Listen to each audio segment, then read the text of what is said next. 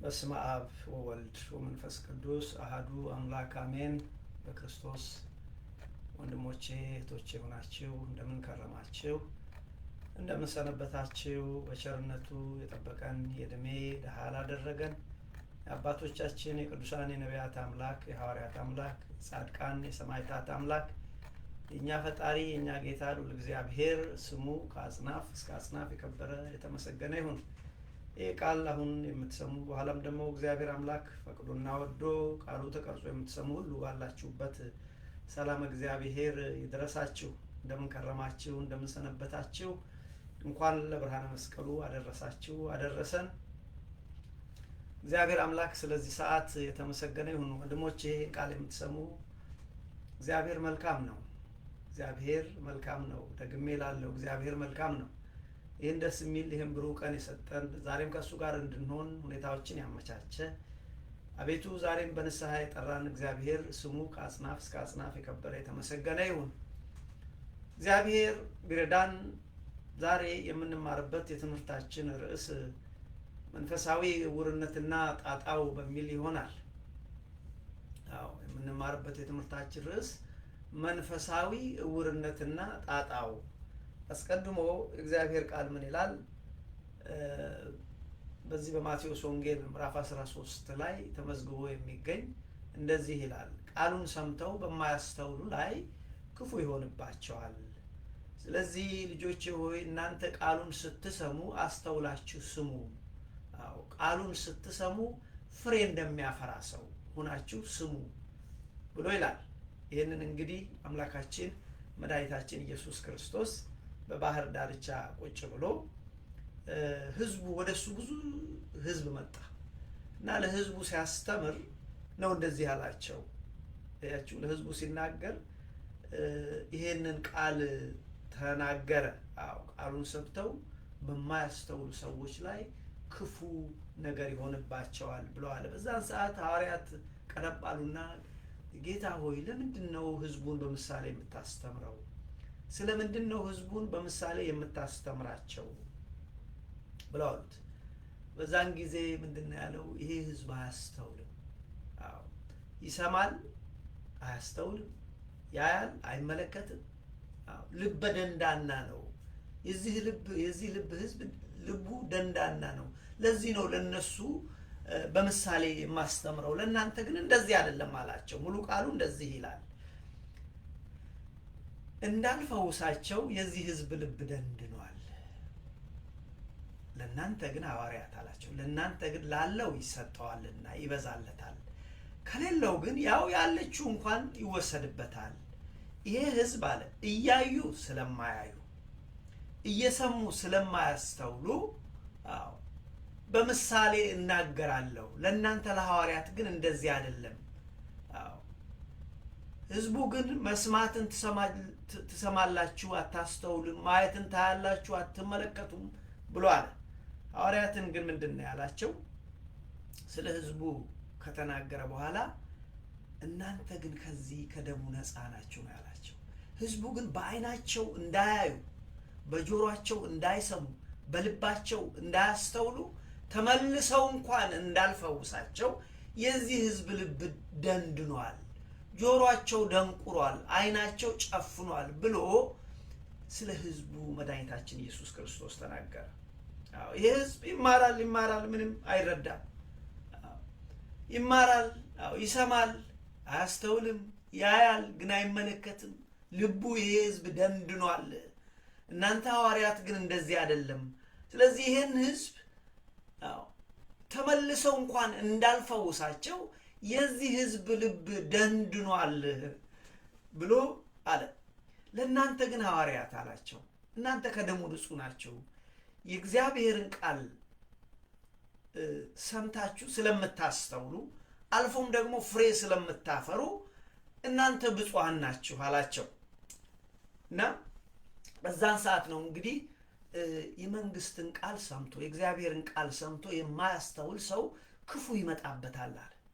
የእግዚአብሔርን ቃል ሰምቶ የመንግስትን ቃል ሰምቶ በማያስተውል ሰው ሁሉ ላይ ይመጣል ብሎ የነገራቸው በዛን ሰዓት ነው። እናንተ ግን የእግዚአብሔርን ምስጢር ማወቅ ተሰጥቷችኋል፣ ባላችሁ ላይ ይጨመርላችኋል። ይሄ የማያስተውል ህዝብ እሱ ግን ከዛች ካለች እኮ ትንሿ እንኳን ይወሰድበታል። ለምን? እያዩ ስለማያዩ፣ እየሰሙ ስለማይሰሙ፣ ስለማያስተውሉ ለህዝቡ በምሳሌ ነግራችኋለሁ። እናንተ ግን ብፁዓን ናችሁ ልጆች ብሎ ሐዋርያትን አላቸው። እናንተ ግን አላቸው አይኖቻችሁ ስለሚያዩ፣ ጆሮቻችሁ ስለሚሰሙ እናንተ ሐዋርያት ብፁዓን ናችሁ። እናንተ ልበ ብርሃን ስለሆናችሁ ብፁዓን ናችሁ። እናንተ የክርስቶስ ብርሃን በልባችሁ ስለበራላችሁ እናንተ ብፁዓን ናችሁ። ስለዚህ ለእናንተ የእግዚአብሔር መንግስትን ምስጢር ማወቅ ተሰጥቷቸዋል። ይሄ ህዝብ ግን እየሰማ ስለማያስተውል፣ እያየ ስለማይመለከት ካለው እንኳን ይወሰድበታል፣ አያስተውልም። ስለዚህ ብሎ መድኃኒታችን ኢየሱስ ክርስቶስ አለ። እንግዲህ ወንድሞቼ ይህ ህዝብ ብሎ ያለው ቅድም እንግዲህ ርዕሳችን ስንነሳ መንፈሳዊ ዕውርነት አለ ወንድሞቼ። መንፈሳዊ ዕውርነት በጣም ነግሷል። መንፈሳዊ ነን ስንል ግን መንፈሳዊ ያልሆንን፣ ከሚገባው በላይ በቤተ ክርስቲያን ከሚገባው በላይ በምድር ላይ መንፈሳዊ the so called spiritual blindness ዕውርነት ከምን ጊዜውም በላይ ነግሷል። ስለዚህ እግዚአብሔር መንፈስ ቅዱስ ዛሬም እኔና እናንተን ምን ብሎ ነው የሚመክረን? ይሄን ቃል የምትሰሙ ምንድን ነው የሚለን? ልጆች ሆይ ቃሉን ስትሰሙ አስተውላችሁ ስሙ። ቃሉን ስትሰሙ እንደሚያፈራ ሰው ሆናችሁ ስሙ። በዛን ሰዓት የክርስቶስ ብርሃን በልባችሁ ይወጣል። በዛን ሰዓት ሰማያዊ ምስጢርን መረዳት ትችላላችሁ። ብዙ ሰው መንፈሳዊ ነኝ ሲል በምድር ቀርቷል ወገኖቼ። ለዚህ ነው እግዚአብሔር መንፈስ ቅዱስ እኔንና እናንተን ዛሬ ልጆቼ ሆይ ቃሉን ስትሰሙ አስተውላችሁ ስሙ፣ ፍሬ እንደሚያፈራ ሰው ሆናችሁ ስሙ ብለዋል። እንግዲህ ዛሬ የምንማረው ስለ መንፈሳዊ ዕውርነት ነው። እመኑኝ ወንድሞቼ፣ መንፈሳዊ ዕውርነት ነግሷል። በቤተ ክርስቲያን ነግሷል፣ በምድራችን ላይ ነግሷል። ምንም ጥያቄ የለው። መንፈሳዊ ዕውርነት ማለት እኮ ሰውየው መንፈሳዊ ነኝ ሲል ግን አይደለም። እንመጣለን በዝርዝሩ። ግን መንፈሳዊ ዕውርነት ማለት ምን ማለት ነው ብለን ብንል ዋናው ዲፊኒሽኑ ምንድን ነው? መንፈሳዊ ዕውርነት ብለን ብንል እየሰሙ አለማስተዋል፣ እያዩ አለመመልከት፣ በአጠቃላይ የልብ ድንዳኔ፣ ልባችን ሲደነድን መንፈሳዊ ነን ክርስቲያኖች ነን እንላለን፣ በክርስቲያን ህይወት አንጓዝም። ይህ መንፈሳዊ ዕውርነት ይባላል። ምን ማለት ነው? እየሰሙ አለማስተዋል፣ እያዩ አለመመልከት፣ የእግዚአብሔርን ሐሳብ አለመረዳት፣ እየተማሩ የትም አለመድረስ። ለዚህ እኮ ነው ቅዱስ ጳውሎስ ልጁ ጢሞቴዎስን አንዳንዶች እየተማሩ እግዚአብሔርን የማያውቁ ሰዎች አለ። በቃ ህይወታቸውን አያውቁም። ይማራሉ አሉ፣ ቤተክርስቲያን ይመጣሉ፣ እንዲህ አይነት ሰዎች አሉ። ተጠንቀቅ ከእንደዚህ ይላቸዋል። እና መንፈሳዊ ዕውርነት በሚል ነው የጀመረው። መንፈሳዊ ዕውርነትና ጣጣው ብለን ነው ዛሬ የተነሳ ነው። በነገራችን ላይ ስለ ዕውርነት ስለሆነ የምናወራው እዚህ ጋር የስጋ ዕውርነት አይደለም እያወራን ያለው። ስለ መንፈሳዊ አይን አላቸው አያዩም፣ እንደ ፈሪሳውያን እውሮች ናችሁ አላቸው እኮ ዮሐንስ ወንጌል ምዕራፍ 8 እና 9 ሄዳችሁ ብታነቡ እናንተ እውሮች ናችሁ፣ የእግዚአብሔር ነን ትላላችሁ፣ እግዚአብሔርን ግን አታውቁትም። ቅዱሳን የአብርሃም ልጆች ነን፣ የቅዱሱ የአብርሃም ልጆች ነን ትላላችሁ፣ የአብርሃም ሕይወት በእናንተ የለም። እኛ ባሮች አይደለንም፣ ከእግዚአብሔር ተወልደናል ትላላችሁ፣ እግዚአብሔር አባታችሁ አይደለም። የእናንተ አባት ያ ዲያብሎስ ነፍሰ ገዳይ ነው። ምክንያቱም መንፈሳዊ ነን ስትሉ ገዳዮች ናችሁ። እውነት ነው። እኔን እንኳን ልትገሉ ትፈልጋላችሁ አላቸው። ዮሐንስ ወንጌል ምዕራፍ 8 እና ምዕራፍ 9 ወንድሞቼ ሂዱና ተመልከቱ። ስለዚህ መንፈሳዊ እውርነት አለ። ግን እንዲገባን እውርነት ራሱ የስጋ እውርነት በጣም ታፍ እኮ ነው ወንድሞቼ። የስጋ እውርነት በጣም ከባድ ነው። አስተውላችሁ ታውቃላችሁ? እስቲ ለአንድ ደቂቃ ጊዜ ወሰዱን። አንድ ደቂቃ ሲያናችሁን ጨፍራችሁ እውርነት ምን ይመስላል? ይሄ ስጋዊ ነው። እውሮች ትለናለህ አሉት መድኃኒታችን። እውሮች ትለናለህ? አይ እውርማ ብትሆኑ ኖሮ የስጋ እውር ብትሆኑ ባልተፈረደባችሁ። እናያለን ትላላችሁ ግን አታዩም። ከነ ኃጢአታችሁ ትሞታላችሁ፣ ከነ ኃጢአታችሁ ትኖራላችሁ አላቸው። እናንተ እኔ ወዳለሁበት አትመጡም፣ አባታችሁ ዲያብሎስ ወዳለበት ነው የምትሄዱት አላቸው ወንድሞቼ። ስለዚህ እውርነት ከባድ ነው። ራሱ የስጋ እውርነት እንኳን ወገኖቼ በጣም ከባድ ነው። ጨፉኑና አስተዩት። እኔ አንድ ደቂቃ ስጨፍኝን ሞክረው ብዬ ሞክሬ ይገርማችኋል፣ እግዚአብሔርን አመሰገንኩት። እግዚአብሔር አመሰግናለሁ ማየት እንድችል። ይሄ ስጋ እውርነት ራሱ ቀላል አይደለም። መንፈሳዊ እውርነትማ ምን ያህል እንደከበደ አስተውሉት ወንድሞች። እጅግ ከባድ ነው፣ እጅግ ከባድ ነው። አያችሁ። ስለዚህ በቃላት መግለጽ አይቻልም። አንድ መሰረታዊ ነገር ግን እዚህ ጋር ማንሳት ያለብን መንፈሳዊ እውርነት ልክ የስጋ እውርነት የሚመጣው እኮ አንድ ሰው አይኑን ታሞ ካልታከመ በሰዓቱ አይኑ ይጠፋል፣ እውር ይሆናል። እንደዛው ወገኖቼ መንፈሳዊ እውርነትም እንደዚህ ነው። በሰዓቱ ካልታከመ መንፈሳዊ እውርነት መንፈሳዊ ሞትን ያመጣል። መንፈሳዊ ሞት ደግሞ ወገኖቼ ሁለተኛ ሞት ነው፣ ሲኦል ነው። ስለዚህ መንፈሳዊ እውርነት በሰዓቱ ካልታከመ ምን ያመጣል? መንፈሳዊ ድንዛዜ፣ መንፈሳዊ እንቅልፍ። በደህናው ሀገር በስራ በቀን በጊዜ እንቅልፍ ይላል። ሰው ሁሉ ሲሰራ ዝም ብሎ የሚተኛ ሰው መጨረሻው ምንድን ነው? ድህነት። ስለዚህ መንፈሳዊ እውርነት ወደ መንፈሳዊ እንቅልፍ፣ ወደ መንፈሳዊ ድንዳኔ ይወስናል። መንፈሳዊ ድንዳኔ ደግሞ ወገኖች ወይም ደግሞ ድንዛዜ፣ መንፈሳዊ ድንዛዜ ደግሞ ወደ መንፈሳዊ ሞት ይወስደናል።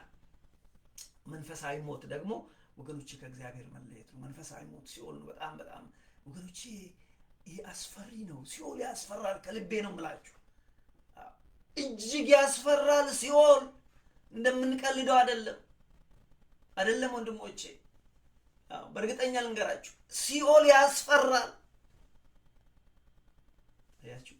ስለዚህ መንፈሳዊ እውርነት ምንድን ነው ብለን ብንል እየሰሙ አለማስተዋል፣ እያዩ አለመመልከት፣ በአጠቃላይ የልብ ድንዳኔ መንፈሳዊ እውርነት ይባላል።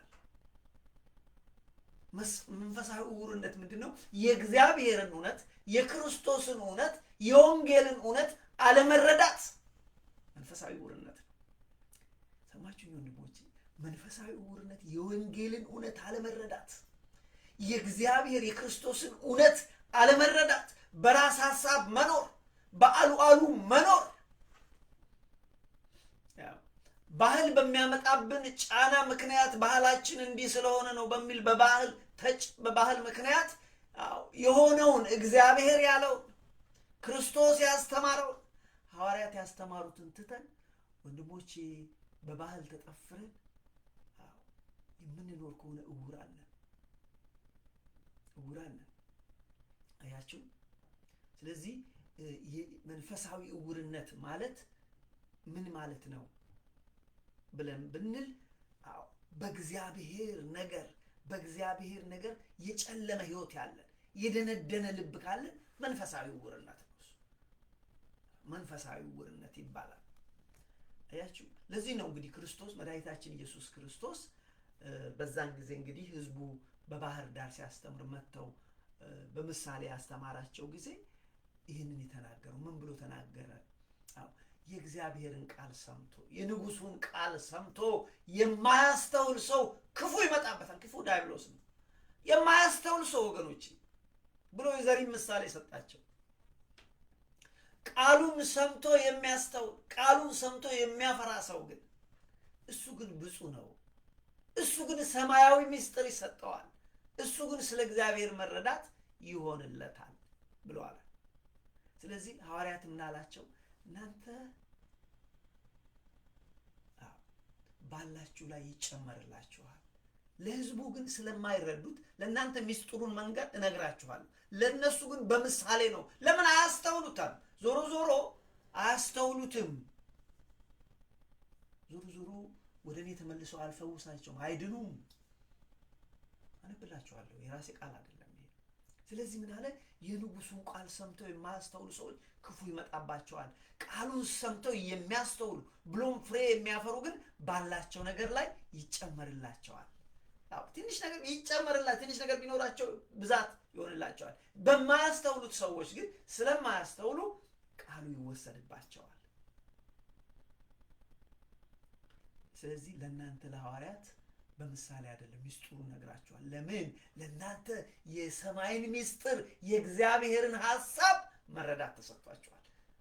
ላለው ይጨመርለታል፣ ለማያስተውለው ግን ከዛ ክፉ ይመጣበታል ብሎ ሐዋርያትን እናንተ ንጹሐን ናችሁ፣ እናንተ ብፁዓን ናችሁ፣ የእናንተ አይኖች የተባረኩ ናቸው ብሎ አላቸው።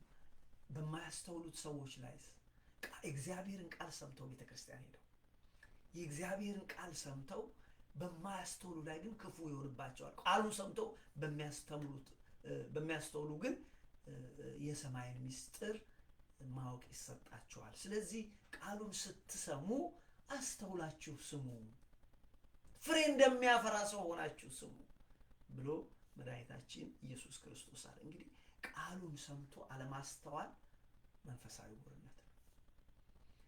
ቃሉን ሰምቶ እግዚአብሔር አድርጉ ያለውን አለማድረግ፣ አታድርጉ ያለውን አለመተው፣ ጨርሶውን በድንዛዜ መኖር፣ በአሉ መኖር፣ ዝም ብሎ ብቻ እነከሌ ብለውታል እንደዚህ ነው እነከሌ ላይ አትተማምነው። እነከሌ ጣጣ ይከተዋል። ዩቤተር ቼክት እርግጠኛ መሆኑን አረጋግጥ። እውነት ነው ወይ? እግዚአብሔር ብሏል ወይ? ክርስቶስ ብሏል ወይ? ነቢያት አስተምረዋል ወይ? ሐዋርያት ይህን ትምህርት አስተምረዋል ወይ? ቤተ ክርስቲያን ይህን ትምህርት አስተምራለች ወይ? በቤተ ክርስቲያንስ በዘመናት እኮ ውሸተኛ መምህራንም እንዳለ እንዳትረሱ። አጭበርባሪም አለ እኮ፣ ዛሬም አለ፣ ትላንትም ነበር። አያችሁ ብሎ ወገኖች ስለ መንፈሳዊ ዕውርነት መድኃኒታችን ኢየሱስ ክርስቶስ ማቴዎስ 13ን የዘሪን ምሳሌ መስሎ አስተማረ። አያችሁ በአጠቃላይ በዚህ በማቴዎስ 13 ላይ አንድ ዘሪ ነበረ። ዘርን ሊዘራ ወጣ። ዘራ። ሲዘራ አንደኛው መንገድ ዳር ወደቀች፣ ወፎች መጥተው በሉት። ሁለተኛዋ በምን ቦታ ወደቀች ነው የሚለው ወንድሞቼ? ሁለተኛ ጭንጫ ቦታ ወደቀች፣ በቀለችም። ነገር ግን ጭንጫ ቦታ ድንጋያማ ስለሆነ ስሯ ሰዶ መሄድ ስላልቻለ ፀሐይ በመጣ ጊዜ ደረቀች። ሶስተኛው እሾሃማ ቦታ ላይ ወደቀ፣ በቀለ፣ ቅጠልማ ወጣ። ነገር ግን ፍሬ ያፈራለሁ ሲል ሾኩ አስቀረው። አራተኛው ግን መልካም ቦታ ወደቀ፣ 160 እና 30 አፈራ። ስለዚህ ቃሉን ስትሰሙ ፍሬ እንደሚያፈራ ሰው አስተውላችሁ ስሙ ብሎ አላቸው። በዚህም ጊዜ ነው እንግዲህ ሐዋርያት መጥተው ጌታ ሆይ ስለምን በምሳሌ ትናገራለህ? በምሳሌ የምናገረው ለእናንተ የእግዚአብሔርን ምስጢር ማወቅ ተሰጥቷቸዋል።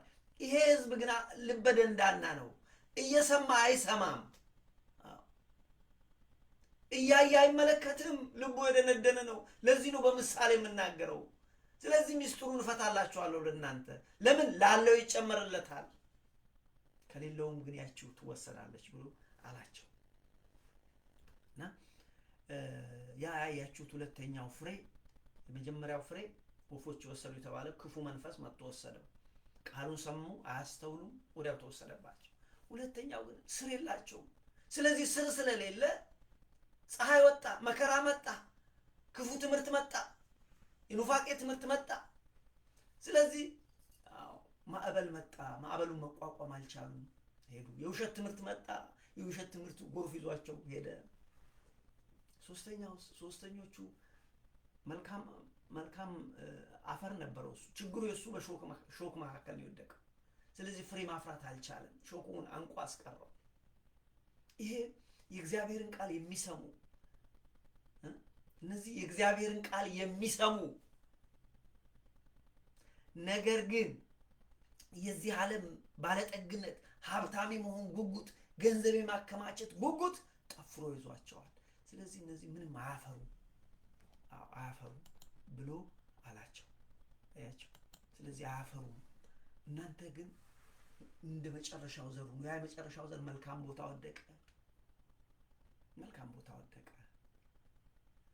100ም 60ም 30ም አፈራ። እንደዛ ሁኑ፣ እንደ መልካም። ስለዚህ የእግዚአብሔርን ቃል ስትሰሙ በማስተዋል ስሙ፣ ፍሬ እንደሚያፈራው ሆናችሁ ስሙ ብሎ አላቸው። በአጠቃላይ የማቴዎስ 13 ምንድን ነው የሚያመለክተው ብላችሁ ብትሉ የተነገረው ስለ ሁለት ክፍሉ፣ አንደኛ ስለ ሐዋርያት፣ አንደኛ ስለ ህዝቡ፣ ሁለተኛ ስለ ሐዋርያት ነው የተነገረው። ህዝቡን ምን አላቸው? በምሳሌ ነው የምነግራቸው። ለምን አያስተውሉም? ይሄ ህዝብ ልበ ደንዳና ነው አለ።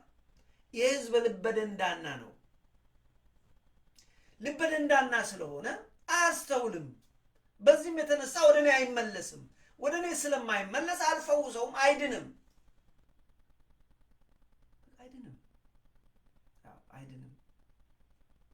ይልቁንም ክፉ ይመጣበታል አለ። አያችሁ። ስለዚህ ልበ ደንዳናነት፣ አለማስተዋል መንፈሳዊ እውርነት ይባላል። በቤተ ክርስቲያን ስንኖር ስፒሪቹዋሊ ግሮ ማናደግ፣ በመንፈሳዊ ህይወት የማናድግ ከሆነ ሁሌ ዘሴም ዛሬም ሀ ነገም ሀ ተነወዲያም ሀ ከሆነ ወገኖቼ ስፒሪቹዋል ብላይንድነስ፣ ወንድሞቼ በመንፈሳዊ ህይወት እውር መሆን ነው። ስለዚህ ምን አላቸው? ልበ ደንዳናነት መንፈሳዊ እውርነት ይባላል። ወገኖቼ ልበ ደንዳናነት መንፈሳዊ እውርነት ይባላል። ኢሳይያስ ምዕራፍ 6 ላይ ከቁጥር 9 እስከ 10 ብታነቡ እግዚአብሔር ኢሳይያስን ሂድልን ይለዋል። ማን ይሄድልናል? ሂድና ለዚህ ህዝብ ንገረው። መቼም ትሰማላችሁ አታስተውሉም፣ ታያላችሁ አትመለከቱም። ልባችሁ ደንዳና ነው፣ እንዳልፈውሳችሁ በዚህ መልክ ያላችሁ ናችሁ ብለህ ንገራቸው። ላንብብላችሁ። ኢሳይያስ ምዕራፍ 6 ከቁጥር 9 እስከ 10 የጌታም ድምፅ ማንን እልካለሁ ማንስ ይሄድልናል ሲል ሰማሁ። እኔም እነሆኝ እኔን ላከኝ አሉ። እርሱም ሂድ፣ ኢሳይያስ ሆይ ሂድ፣ ለዚህ ህዝብ ንገረው፣ ሂድ። ይህን ህዝብ መስማት ትሰማላችሁ አታስተውሉም፣ ማየት ታያላችሁ አትመለከቱም በላቸው። አይናቸው በአይናቸው እንዳያዩ፣ በጆሮአቸው እንዳይሰሙ፣ በልባቸው እንዳይፈወሱ፣ ተመልሰውም እንዳይፈወሱ የዚህ ህዝብ ልብ አደንድን፣ ጆሮአቸውን አደንቁር፣ አይናቸውም አጨፍን አለኝ ይላል። በቃ ዞሮ አይድንም፣ ማይድንም ህዝብ ነው አለ። ስለዚህ ስለ ሐዋርያት ግን ሲናገር መድኃኒታችን ኢየሱስ ክርስቶስ ስለ ህዝቡ ይሄ ለዚህ ነው በምሳሌ የምናገረው። ጤሎንጌል እናንተ ግን ብፁዓን ናችሁ፣ እናንተ ግን እንደዚህ አለ። ህዝቡ ግን ልበ ደንዳና ነው። ለዚህ ነው በምሳሌ የምነግራቸው። ዞሮ አያስተውልም ይሄ ህዝብ። ዞሮ ይሄ ህዝብ አይድንም፣ ካላስተዋል አይድንም። ዞሮ የሰማይን ምስጢር መረዳት አይችልም። እናንተ ግን እንዲህ አይደላችሁ፣ ብፁዓን ናችሁ። እናንተ የሰማይን ምስጢር መረዳት ትችላላችሁ፣ ፍሬም ታፈራላችሁ። ስለዚህ ባላችሁ ላይ ይጨመርላችኋል፣ እነዚህን ካላችሁ ይወሰድባችኋል። ለዚህ ነው የንጉሱን ቃል ሰምቶ የማያስተውል ክፉ ይመጣበታል፣ ያ ክፉ ይወስድበታል ብለዋል። ስለዚህ ምን አላቸው ሐዋርያትን? እናንተ ግን አላቸው ሐዋርያትን ባላችሁ ላይ የበለጠ ማወቅ ይሰጣችኋል። ባላችሁ እውቀት ላይ ሰማያዊ ምስጢር የእግዚአብሔር ዓላማና ሐሳብን መረዳትን ይሰጣችኋል። እናንተ የተባረካችሁ እናንተ ብፁዓን ናችሁ ብለዋል። ወገኖች ከዚህ ውስጥ ምንድነው የምንማረው? ከዚህ ውስጥ የምንማረው አንድ መሰረታዊ ነገር ምንድነው ብላችሁ ብትሉ ቃሉን ስንሰማ የእግዚአብሔርን ቃል ስንሰማ በማስተዋል እንስማ። የእግዚአብሔርን ቃል ስንሰማ ፍሬ እንደሚያፈራ ሰው ሆነን እንስማ። ወንድሞች መቅለጥ አለ። ሲኦል እጅግ ያስፈራል። ከልቤ ነው የምላችሁ። በጣም ያስፈራል። በጣም ያስፈራል። እንዲሁ ቀልደን የምናልፈው ነገር አይደለም። ስለዚህ ወገኖች ቃሉን ስንሰማ አስተውለን ፍሬ እንደሚያፈራ ለመፈወስ ለመዳን ብለን እንስማ። ያችሁ እንግዲህ ይሄ ነው ከዚህ ውስጥ የምንማረው። ለመዳን ለመፈወስ በእግዚአብሔር ለመባረክ መንግስቱን ለመውረስ ልብ ኢንቴንሽናል ሆነን መስማት ያስፈልገናል። ለዚህ ምን ያስፈልገዋል ብላችሁ ብትሉ ሁለት ነገር ያስፈልጋል። አንደኛ ቃሉን ለመማር ለመረዳት ፍላጎት ይኑረን። አንደኛ ፍላጎት ይኑረን። ብዙ ሰው ፍላጎት የለውም ቃሉን ለመስማት። የዓለም ወሬና የዓለም አርቲ ቡርቲ ቢሆን ሺህ ሰው ይደረደራል። የእግዚአብሔርን ቃል ለመስማት ሰው ፔሽንት። እናንተ እኮ ለኔ ያለ ክርስቶስ ለቃሌ ቦታ የላችሁም። እኛ ለቃሉ ቦታ አለን ወንድሞቼ፣ የለንም እኮ ለእግዚአብሔር ቃል የለንም። ለወሬስ፣ ለሐሜትስ፣ ለዘረኝነት ወሬስ ቁጥር አንድ ነን። ያሳዝናል። ለእግዚአብሔር ቃል የለንም። ፈሪሳውያን ለዚህ እኮ ዕውሮች ናችሁ አላቸው። መንፈሳዊ ዕውሮች ናችሁ፣ ለቃሌ ቦታ የላችሁ። ወገኖቼ ለእግዚአብሔር ቃል ቦታው አለን። ልባችን ለእግዚአብሔርን ቃል መስማት ይጓጓል። አያችሁ።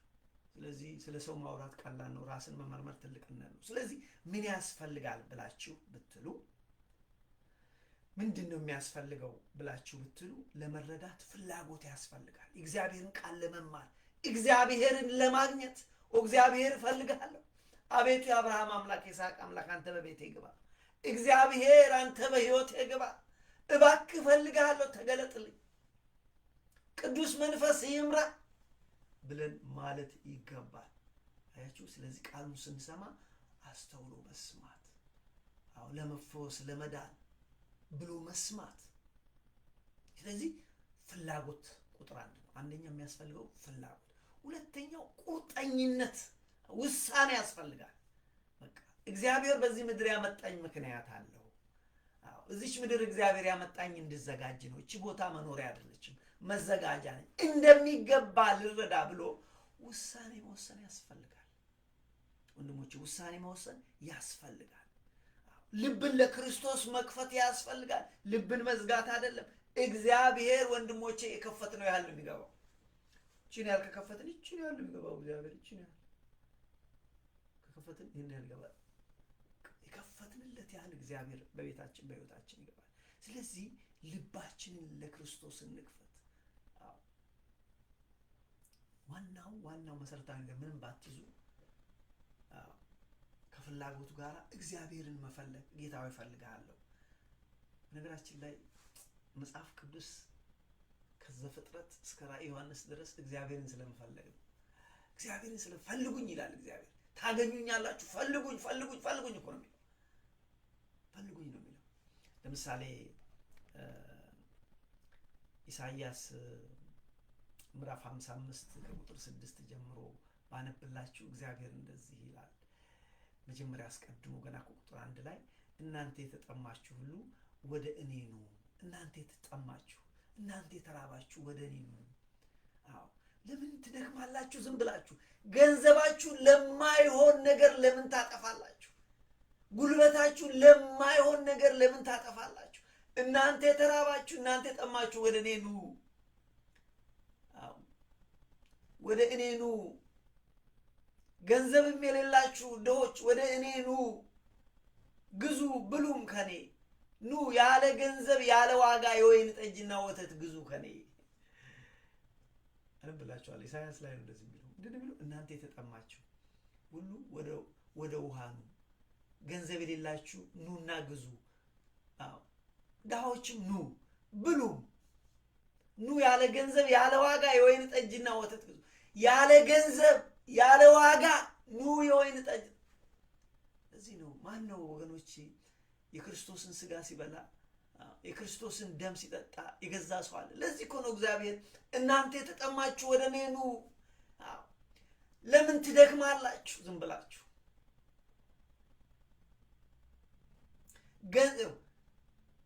ገንዘብም የሌላችሁ ኑ ግዙ ብሉም። ያለ ገንዘብ ያለ ዋጋ የወይን ጠጅ እና ወተት ግዙ። ኑ ስጋዬን ብሉ ደሜን ጠጡ። ማን ያስከፍላል? ቤተክርስቲያን ይሁን ወገኖች፣ በነጻ ተሰጠን። ስጋዬን የበላ ደሜን የጠጣ የዘላለም ሕይወት አለው። የዘላለም እርካታ ያገኛል። ኑ ይላል። እንደዚህ ይላል። የሚያሳዝነው ገንዘብ እንጀራ ላይ አይደለ። የድካማችሁን ዋጋ ለማያጠግብ ነገር ለምን ትመዝናላችሁ? አልወጡኝ ባካችሁ ልጆች። ገንዘብ እንጀራ ላይ አይደለ። ገንዘብ እንጀራ ላይ ገንዘባችሁን ለምን በማይሆን ነገር ታጠፋላችሁ? why are you wasting your money and your energy? ለማይጠቅም ነገር ግን የሚጠቅመውን የእግዚአብሔርን ቃል በማስተዋል ስሙ። አንብብላችሁ ቁጥር 6 ላይ እንደዚህ ይላል። ትልቁ ነገር የተነሳውበት እዚህ ጋር እግዚአብሔርን መፈለግ ይገባል ወንድሞቼ። መንፈሳዊ ዕውርነት ለመሻገር በመንፈሳዊ ብርሃን ለመኖር እግዚአብሔርን ወደ ህይወት መጋበዝ፣ እግዚአብሔር መፈለግ። እንደዚህ ይላል፣ እግዚአብሔር በሚገኝበት ጊዜ ፈልጉት። ኢሳይያስ ምዕራፍ 55 ቁጥር 6 እግዚአብሔር በሚገኝበት ጊዜ ፈልጉት፣ ቀርቦ ሳለ ጥሩት። እግዚአብሔር በሌለበት አትድከም ወንድሜ እህቴ፣ እግዚአብሔር በሌለበት አትድከሚ ይላል። እኔ አላልኩም። እግዚአብሔር በሚገኝበት ጊዜ ፈልጉት፣ ቀርቦም ሳለ ጥሩት። ክፉ ሰው መንገዱን በደለኛም ሐሳቡን ይተው፣ ወደ እግዚአብሔር ይመለስ፣ እርሱም እግዚአብሔርን ይምረዋል፣ ይቅርታውን ብዙ ነውና ወደ አምላካችን ይመለስ ካለ በኋላ እግዚአብሔር እንደዚህ ይላል፣ ሐሳቤ እንደ ሐሳባችሁ መንገዴ እንደ መንገዳችሁ አይደለምና ይላል እግዚአብሔር። ሰማይ ከምድር ከፍ እንደሚል እንደዚሁ መንገዴ ከመንገዳችሁ ሐሳቤ ከሐሳባችሁ ከፍ ያለ ነው። ይህ ሕዝብ ማስተዋልን አይችልም። አስተውሉ ብሎ አለ። ስለዚህ ወንድሞቼ እንግዲህ በዚህ ውስጥ ዛሬ የተማርነው ምንድን ነው? ስለ ማስተዋል ነው። አስተውሉ ይላል እግዚአብሔር። በማያስተውሉ ሰዎች ላይ ክፉ ይመጣባቸዋል። ስለዚህ ቃሌን ስትማሩ በማስተዋል ተማሩ። ቃሌን ስትማሩ ፍሬ እንደሚያፈራ ሰው ሆናችሁ ተማሩ። ቃሌን ስትማሩ ለመዳን ብላችሁ ለመባረክ የዘላለምን ሕይወት ለማግኘት ብላችሁ ፐርፐስፉሊ ኢንቴንሽናሊ ቁርጠኛ ሆናችሁ ወስናችሁ ተማሩ ይለናል እግዚአብሔር። ይሄ ነው ወንድሞቼ የዛሬው ትምህርት። ስለዚህ እግዚአብሔር ያነሳንበት ርዕሳችን መንፈሳዊ ዕውርነትና ጣጣው። መንፈሳዊ ዕውርነት ምንድን ነው? መንፈሳዊ ዕውርነት ብለናል ቅድም ስንማር። መንፈሳዊ ዕውርነት የእግዚአብሔርን እውነት፣ የክርስቶስን እውነት፣ የወንጌልን እውነት መቀበል አለመቻል ወይም ደግሞ አለመፈለግ ዕውርነት ነው። የወንጌልን እውነት ለመቀበል አለመቻል፣ የወንጌልን እውነት ለመቀበል አለመፈለግ መንፈሳዊ ዕውርነት ነው ወገኖቼ። መንፈሳዊ ዕውርነት ደግሞ በሰዓቱ ካልታከመ፣ በንስሐ ካልታከመ መንፈሳዊ ድንዛዜ፣ መንፈሳዊ እንቅልፍ ያመጣል። መንፈሳዊ እንቅልፍ ደግሞ መንፈሳዊ ሞት ያመጣል። መንፈሳዊ ሞት ደግሞ ሁለተኛ ሞት ነው፣ ሲኦል ነው። ሲኦል ያስፈራል ወንድሞች፣ ከልቤ ነው የምላችሁ። እግዚአብሔር ይወደናል። እግዚአብሔር ለሲኦል አላዘጋጀንም። ለሰይጣንና ለመልእክተኞቹ ነበር የተዘጋጀው። ምርጫው ግን የኛ ነው። ለዚህ ነው ልጆቼ ሆይ ቃሌን ስትሰሙ ፍሬ እንደሚያፈራ ሰው፣ እንደሚድን ሰው፣ እግዚአብሔርን ለማግኘት እንደሚጓጓ ሰው ሆናችሁ ስሙ፣ አትቀልዱ ይለናል እግዚአብሔር። ስለዚህ ወገኖቼ መንፈሳዊ ዕውርነት ገና ሰሞኑን እንማረዋለን። መንፈሳዊ ዕውርነት ጣጣ አለው፣ አበሳ አለው። ራሳችንን መመርመር፣ የተማርነው ነገር እውነት ነው ወይ፣ የሰማነው እውነት ነው ብለን ማጣራት። ሰው ላይ ዲፔንድ አታድርጉ። ብዙ ሰዎችን ራሳቸውን ጠፍተው ሰው የሚያጠፉ ብዙ ሰዎች አሉ። ጥንቃቄ ማድረግ ያስፈልጋል። ያስተማረን የመከረን የአባቶቻችን የነቢያት አምላክ የሐዋርያት አምላክ የጻድቃን የሰማዕታት አምላክ እግዚአብሔር ስሙ ከአጽናፍ እስከ አጽናፍ የከበረ የተመሰገነ ይሁን። ይህ ቃል ከወደዳችሁት እናንተ የራሳችሁን ድርሻ ተወጡ፣ ለሌሎች በማካፈል የእግዚአብሔር ሀሳብ ከግቡ እንዲደርስ የእግዚአብሔር ዓላማ ከግቡ እንዲደርስ አብረን እንስራ። ወንድሞቼ ለወንድሞቻችሁ አካፍሉ። ሰላም እግዚአብሔር ይብዛላችሁ። ሰላም ሁኑ። አሜን። ክብር ሁሉ ለእግዚአብሔር ይሁን።